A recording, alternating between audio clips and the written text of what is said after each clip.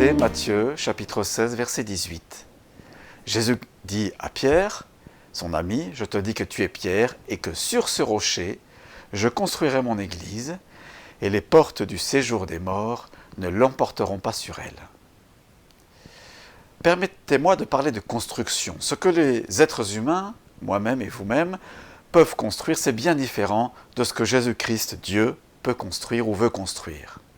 L'homme peut construire seulement de manière humaine ou mondaine, et selon les systèmes qui sont enseignés de ce monde. Les sociologues des religions aujourd'hui nous font comprendre que les églises modernes ont tendance à beaucoup axer leur vie sur le bâtiment, sur le rassemblement du dimanche, qui entre parenthèses ne devrait pas excéder 1h30, sur un leadership fort et sur le confort de chaque croyant. Mais comme le dit Dan Juster, cette vision de l'Église est consumériste. Tout est centré sur le fait de distraire le participant pour le rencontrer et le satisfaire dans ses besoins. Bien entendu, loin de moi de penser que ces choses sont fausses. Le visiteur dans la célébration du dimanche doit pouvoir s'y retrouver.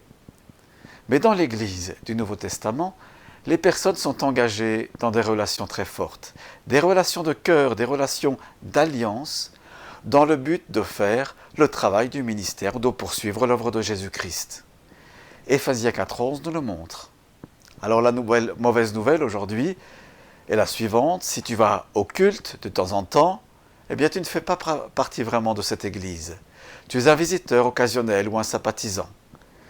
Si ton église ressemble à ce qui était décrit plus haut, alors ce n'est pas vraiment une église selon la définition du Nouveau Testament.